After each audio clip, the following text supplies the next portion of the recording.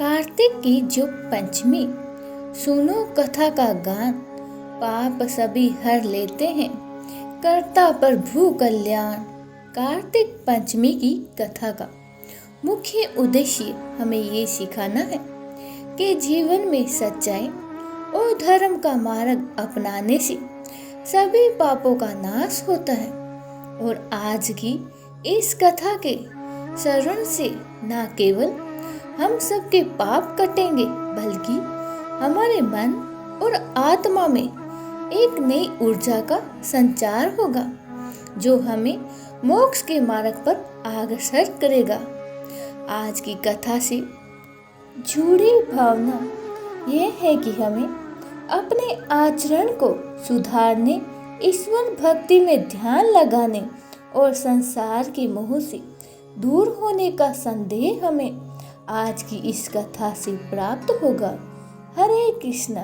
इन्हीं शुभ विचार के साथ आप सभी का दिन शुभ और मंगलमय हो। कान्हा जी का आशीर्वाद सदा आप पर और आपके परिवारजनों पर बना रहे।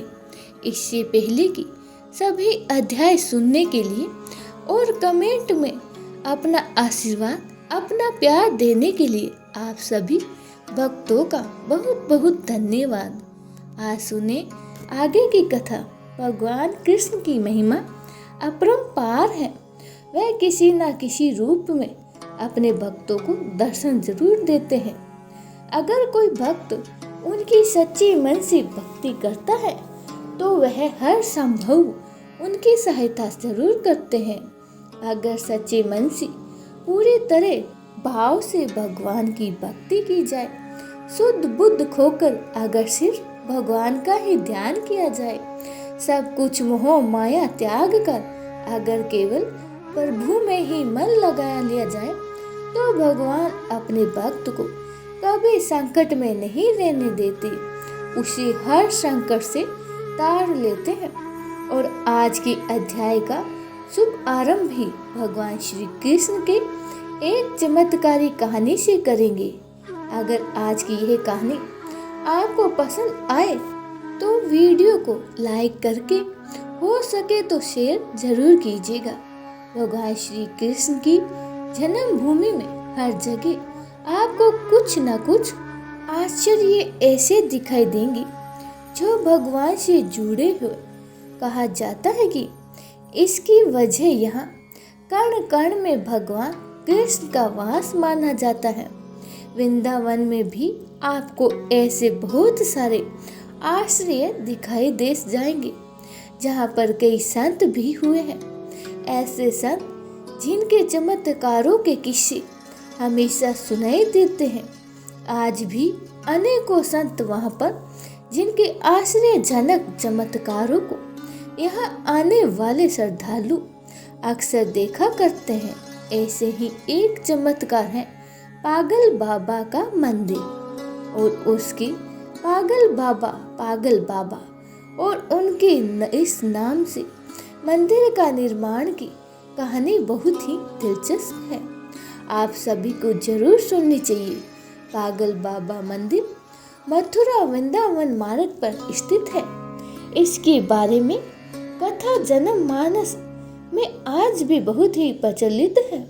इसके अनुसार एक गरीब कृष्ण भक्त ब्राह्मण दिन भर ठाकुर जी का नाम जपा करता था। उसके पास जो कुछ भी था, या यूं ही कहे कि जितना कुछ भी रूखा सूखा उसे मांग कर खाने को मिलता, वह उसे भगवान की मर्जी समझकर खुशी खुशी खा लेता और अपना जीवन बिता रहा था। एक बार उसे कुछ पैसों की आवश्यकता पड़ी तो किसी साहूकार से वह पैसे लेने के लिए गया। साहूकार ने उसे पैसे देते हुए कहा कि उसे यह पैसे जल्दी ही वापस करने होंगे। उसकी बात मानकर वह पैसे लेकर घर आ गया। अब वह ब्राह्मण हर महीने नियम से किस्त का हिसाब करके साहूकार के पैसे लौटाने जाता था। आखिर किस्त के थोड़े दिन पहले ही साहूकार ने वसूली का एक पत्र उसके घर भिजवा दिया। ये देखकर ब्राह्मण बहुत ही परेशान हुआ और साहूकार से विनय करने लगा, लेकिन साहूकार नहीं माना। मामला अदालत में पहुंच गया। जज साहब अदालत में बैठे हुए थे। ब्राह्मण ने जज साहब से अनुरोध करते हुए कहा कि जज साहब, एक किस्त के अलावा उसने साहूकार को सारा कर्ज अदा कर दिया है और ये साहूकार झूठ बोल रहा है। मैंने तो हर महीने नियम से हिसाब करके किस्त चुकाई है। यह सुनकर साहूकार ने क्रोधित होकर दलील दी कि उसने कोई गलत व्यवहार नहीं किया है। जिस किसी के भी सामने इस आरोपी ने धन लौटाया हो, उसे अदालत में पेश किया जाना चाहिए। इतना सुनकर ब्राह्मण सोच में पड़ गया, क्योंकि साहूकार को जब जब धन लौटाया तब वहां उसका कोई भी गवाह आसपास नहीं होता था। इस बारे में बहुत सोचते हुए ब्राह्मण को अंत में अपने भगवान की याद आई और गवाह के रूप में उसने भगवान कृष्ण का नाम ले लिया। भगवान कृष्ण का नाम सुनकर पहले तो जज साहब कुछ हैरान हुए, लेकिन बाद में ब्राह्मण से उनका पता मांगा गया तो ब्राह्मण ने कहने पर एक नोटिस बांके बिहारी के मंदिर में भेजा गया, क्योंकि जब अदालत में गवाही देनी होती थी तब नोटिस मिलने पर गवाह को अदालत में उपस्थित होना ही पड़ता था। अब पेशी की अगली तारीख पर एक बूढ़ा आदमी कोर्ट में पेश हुआ और ब्राह्मण की तरफ से गवाही देते हुए कहने लगा कि जब ब्राह्मण साहूकार की पैसे लौटाने आता था तब मैं उसके साथ ही हुआ करता था। बूढ़े आदमी ने रकम वापस करने की हर तारीख को कोर्ट में मुंह जवानी बताया दिया करता था, जैसे उसने सब कुछ एक एक तारीख के हिसाब से याद हो। साहूकार के खाते में भी बूढ़े आदमी द्वारा बताई गई रकम की जो तारीख थी वह भी सही निकली। साहूकार ने राशि तो दर्ज की थी, लेकिन नाम फर्जी लिखे हुए थे। इसके आधार पर जज ने ब्राह्मण को निर्दोष साबित कर दिया, लेकिन जज सब अब तक हैरान थे कि इतना बूढ़ा आदमी इतनी सारी तारीखें भला कैसे याद कर सकता है। जज साहब ने उसके बारे में जब ब्राह्मण से पूछा कि यह बूढ़ा आदमी कौन है, तो ब्राह्मण ने उत्तर दिया कि यह सब जगह रहता है। लोग इन्हें श्याम, कन्हैया, कृष्ण आदि नामों से जानते हैं। इसके बाद जज साहब ने फिर से ब्राह्मण से पूछा कि बताओ वह बूढ़ा आदमी कौन था। फिर ब्राह्मण ने कहा सच में उसे नहीं पता कि वह कौन थे। जज साहब को इस बात से बड़ी ही हैरानी हुई। उनके मन में सवाल पे सवाल आ रहे थे कि आखिरकार वह आदमी कौन था। इसी पहेली को सुलझाने के लिए जज साहब स्वयं अगले दिन बांके बिहारी के मंदिर में पहुंच गए, क्योंकि ब्राह्मण ने जब गवाही का वह पता दिया था तो उसमें यही पता उपस्थित था।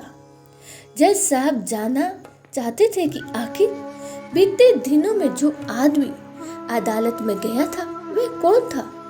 मंदिर के पुजारी से जब जज साहब ने पूछा और सारे घटनाक्रम की जानकारी दी और बात की तो पुजारी जी ने बताया कि जो भी चिट्ठी पत्री यहाँ आती है उसे भगवान के चरणों में रख दिया जाता है।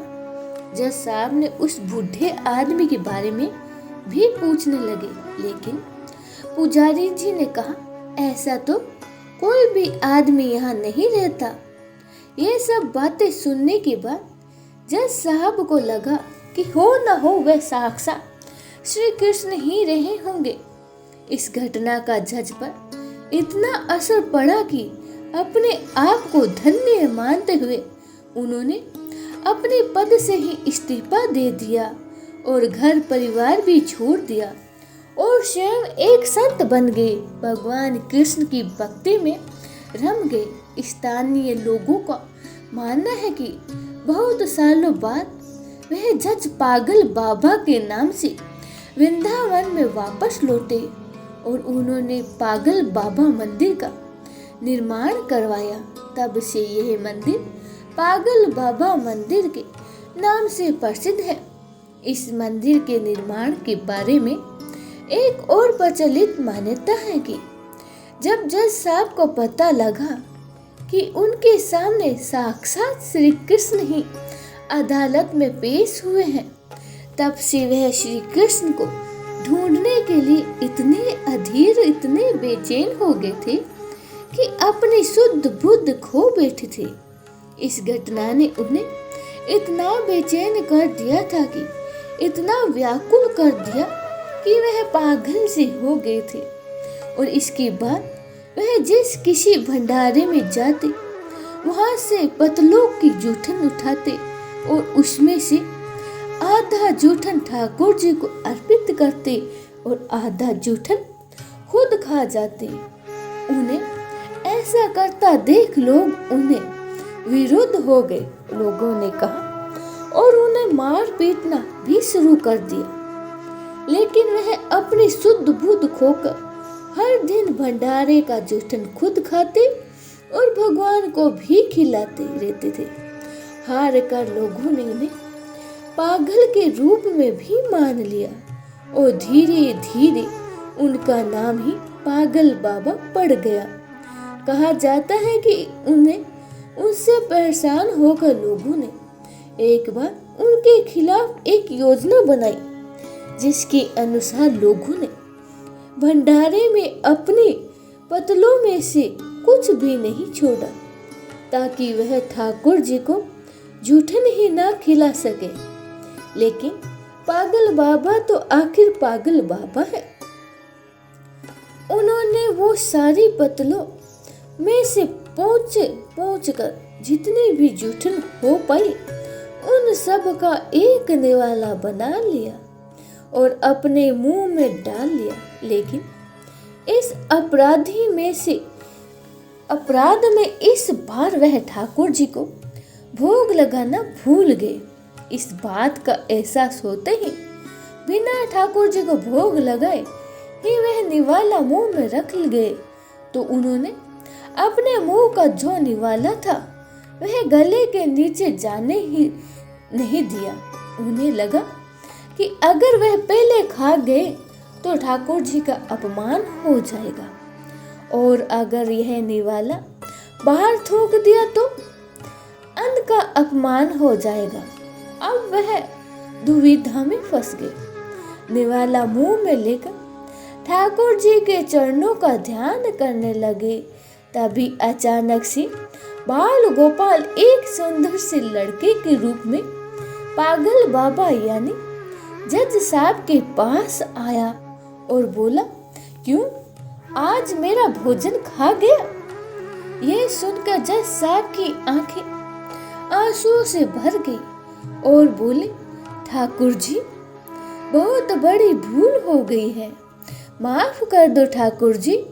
ठाकुर जी ने मुस्कुराते हुए कहा कि आज तक तूने मुझे लोगों का जूठन खिलाया है, किंतु आज अपना ही जूठा खिला दो।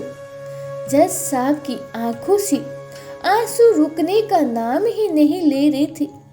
कहते हैं कि इस घटना के बाद से जो पागल बाबा थे उनको मानने वाले लोगों की संख्या बढ़ने लगी। इसके बाद बाबा ने एक विशाल मंदिर की प्रस्तावना की और प्रण लिया कि और विशाल भंडारे का आयोजन किया जाए। अपार जन समूह उमड़ा, लेकिन बाबा का भंडारा खाली होने का नाम ही नहीं ले रहा था। बाबा ने मंदिर में एक विशाल रसोई बनवाई और मंदिर के नीचे एक विशाल भंडार घर बनाया। उसी समय आयकर विभाग में छापा मारा कि इतना अनाज और भंडारे का सामान कहाँ से आ रहा है। बाबा का चमत्कार तब भी हुआ जब पूरी टीम भंडार घर में घुसी तो उसे वहां कुछ भी नजर नहीं आया और वे आश्चर्यचकित हो गए कि जब यहाँ कोई सामान है ही नहीं तो इतने विशाल भंडारा कैसे चल रहा है। हैरान परेशान होकर आयकर के अधिकारी वहां से चले गए। पागल बाबा को समर्पित यह विशाल मंदिर आज भी वृंदावन में मौजूद है।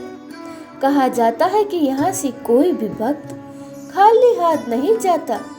यहाँ भक्तों की हर दिन मनोकामनाएं पागल बाबा और उनके कन्हैया जी जरूर सुनते हैं। तो कैसी लगी आपको आज की ये कहानी? अब सुनिए आगे का अध्याय। जब भगवान श्री कृष्ण ने सत्यभामा जी को उनकी पूर्व जन्म का वृत्तांत सुनाया तब यह कथा सुनकर समस्त ऋषि मुनि ने श्री सूत जी महाराज से कहा, हे सूत जी महाराज, अब आप कृपा करके कार्तिक मास और तुलसी जी के महत्व का भी वर्णन कीजिए। तब सूत जी बोले, हे ऋषियों, जो प्रश्न आपने मुझसे किया है यही प्रश्न राजा पृथक ने नारद मुनि से किया था और जो उत्तर नारद जी ने महाराज पृथक को दिया था वही आज मैं आपको सुना रहा हूँ। सो आप एकाग्र चित्त होकर सुनो। एक दिन राजा पृथक ने श्री नारद जी से पूछा, हे देवर्षि भगवान को तुलसी इतनी प्यारी क्यों है? आप कृपा करके इसका महत्व सुना दीजिए। राजा पृथक की बात सुनकर देवर्षि नारद कहने लगे, एक समय देवराज इंद्र से देवताओं और अप्सराओं सहित देवों के देव श्री महादेव जी ने दर्शनों को कैलाश पर्वत पर गए।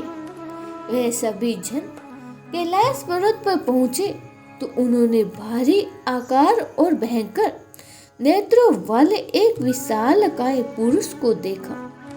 तब देवराज इंद्र ने उससे पूछा, तुम कौन हो और भगवान शिव कहाँ है? देवराज इंद्र के कई बार पूछने पर भी उसने कोई उत्तर नहीं दिया तो देवराज को बड़ा ही क्रोध आया और क्रोध के मारे कि देवराज इंद्र ने अपना वज्र उसके कंठ पर दे मारा, जिससे उसका कंठ नीला हो गया, परंतु साथ ही इंद्र का वज्र भी भस्म हो गया। फिर उसकी आंखों में प्रचंड ज्वाला प्रकट हुई। उस समय ऐसा प्रतीत हो रहा था मानो यह ज्वाला देवराज इंद्र सहित सारे संसार को जलाकर भस्म कर देगी।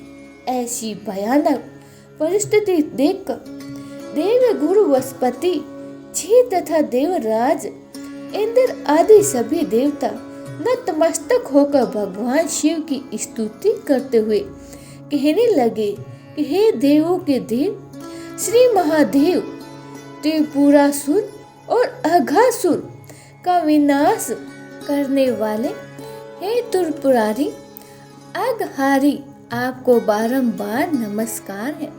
हे सुर नर मुनि की रक्षा करने वाले, आपको नतमस्तक प्रणाम है।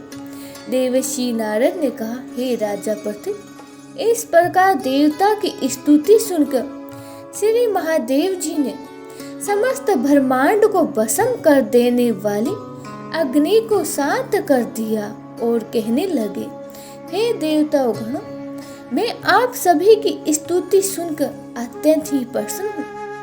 सो आप सब क्यों वर मांगे? तब समस्त देवताओं सहित देव गुरु श्री बृहस्पति जी ने समाधान मांगा और कहा कि हे देव, जो जो सूर्य राज से अपराध हुआ है उसके लिए क्षमा प्रदान कीजिए।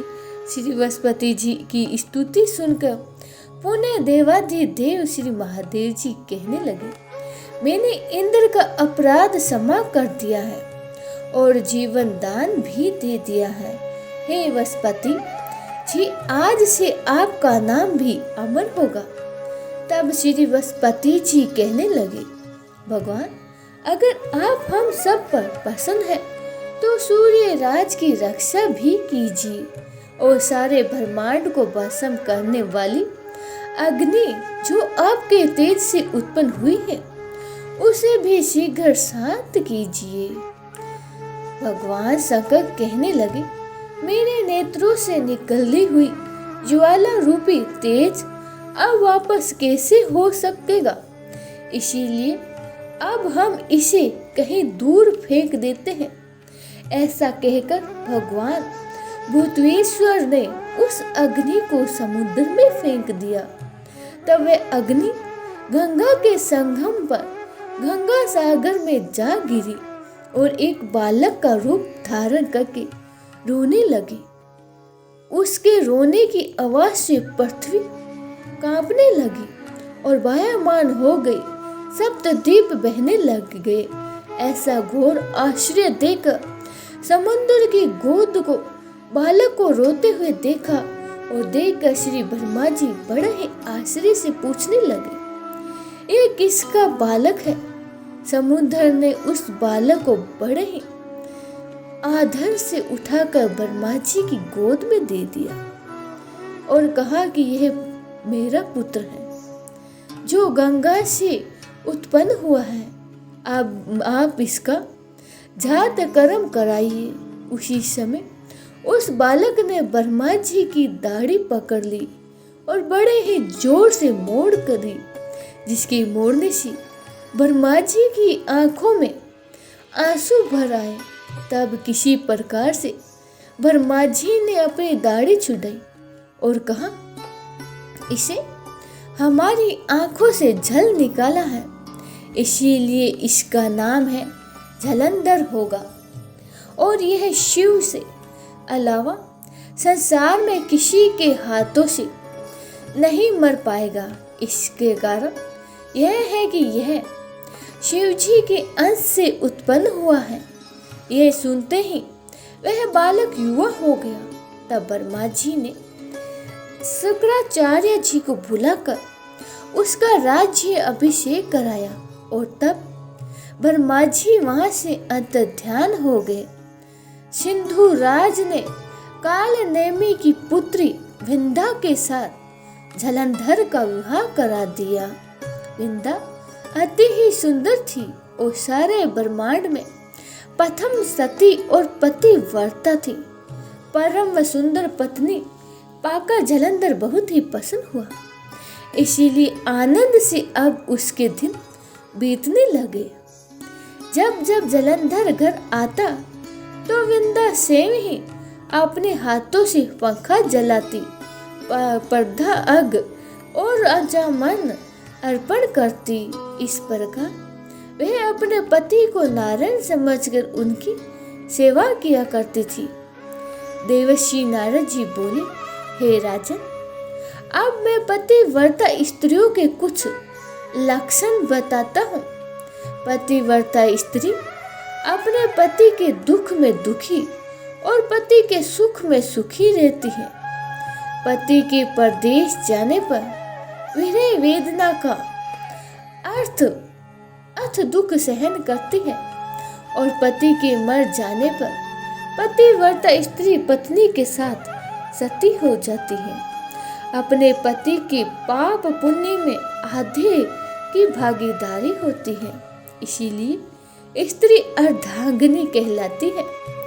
जो स्त्री अपने मृत पति के साथ शमशान भूमि तक जितने कदम उठाए जाती है, उसका एक एक कदम पर एक एक यज्ञ का पुण्य फल प्राप्त होता है। ऐसी स्त्री अपने माता पिता और पति इन तीनों के कुल को पवित्र कर देती है। जिस प्रकार सपेरा सर्प को बिल से बाहर निकाल देता है, ठीक उसी प्रकार पतिव्रता स्त्री नारी अपने पति को नरक से बाहर निकाल देती है। जलंधर की कथा पर वापस आते हैं। हुए देवर्षि नारद ने आगे कहा, राजा पृथु, देवताओं के भय से भयभीत होकर जो सब दैत्य पाताल लोक में भाग गए थे, वह जलंधर का अभय पाकर फिर से पृथ्वी पर आकर निर्भय घूमने लगे। और उसी समय जलंधर ने राहु के कटे हुए सिर को देखा और उसने शुक्राचार्य जी से उसका रहस्य पूछा। तब उन्होंने समुद्र मंथन के समय देवताओं द्वारा अमृत को छले जाने का समस्त वृत्तांत उसे कह सुनाया। इस प्रकार अपने पिता का मंथन और देवताओं द्वारा दैत्यों का अपमान सुनकर जलंधर को बड़ा ही क्रोध आया। क्रोध से भरे हुए जलंधर ने घसमट दूत को बुला गया और देवताओं के पास भेजा। घसटम वस ना तो अपना मस्तक झुकाया और ना ही नमस्कार किया, बल्कि गरज कर कहा कि दैत्यराज जलंधर ने जो कुछ कहला भेजा है वह सब कान खोल के सुन लो। उन्होंने कहा है कि मेरे पिता समुद्र का मंथन करने से जो 14 रत्न तुमने लिया है उन पर तुम्हारा कोई अधिकार नहीं है। भला इसी में है कि तुम वह रत्न हमको वापस लौटा दो। दूत के ऐसे अभिमान पूर्व शब्द सुनकर देवराज इंद्र भयभीत हो गए और विस्मय के साथ बोले कि समुद्र सदैव हमारे शत्रु दैत्यों की रक्षा करता है, इसीलिए उसको हमने मत कर जो रतन ली उस पर दैत्यों का कोई अधिकार नहीं है। दूत ने देवता के ऐसे वचन सुनकर वापस लौटकर जलंधर को उत्तर सुना दिया।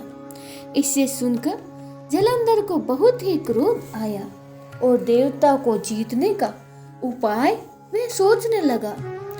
उसने सभी दिशाओं में दूत भेजकर पाताल से संदेश देखकर समस्त दैत्यों को बुला लिया और शुंभ और निशुंभ को दैत्य दल का सेनापति बना दिया। उन्होंने दैत्य दल सहित नंदन वन में जाकर देवराज इंद्र की अमरावती पुरी को चारों ओर से घेर लिया।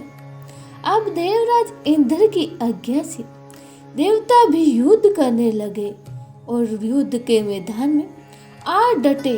अनेक प्रकार के शस्त्रों से दैत्यों और देवताओं से भीषण युद्ध आरंभ हो गया।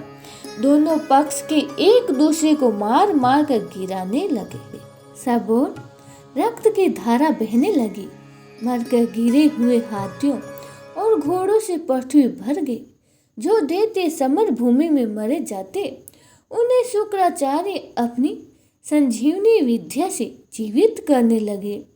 उधर देव गुरु बृहस्पति भी द्रोणाचल पर्वत की दिव्य जड़ी बूटी का प्रयोग करके देवता को दोबारा जीवित करने लगे। जब देव गुरु बृहस्पति द्वारा जड़ी बूटी के प्रयोग से देवता को जीवित करने का समाचार दैत्यराज जलंधर को हुआ तो उसने समस्त बलशाली दैत्यों को एकत्रित करके आज्ञा दी कि द्रोणाचल पर्वत उठाकर समुद्र में फेंक दो। जलंधर की आज्ञा पाते ही दैत्यों ने द्रोणाचल पर्वत उठाकर समुद्र में फेंक दिया और फिर घोर युद्ध आरंभ कर दिया। दोबारा प्रारंभ हुए युद्ध में बहुत से देवता मारे गए। तब देव गुरु बृहस्पति जी ने एक बार फिर संजीवनी बूटी का प्रयोग के लिए द्रोणाचल पर्वत पर गए। वहां पर पर्वत को न पाकर देवताओं का सार होते ही देखकर देव गुरु घबरा के इसके बाद जो भी हुआ उसका वृत्तांत आप आगे आने वाली वीडियो में सुनिएगा। जय श्री कृष्ण, राधे राधे।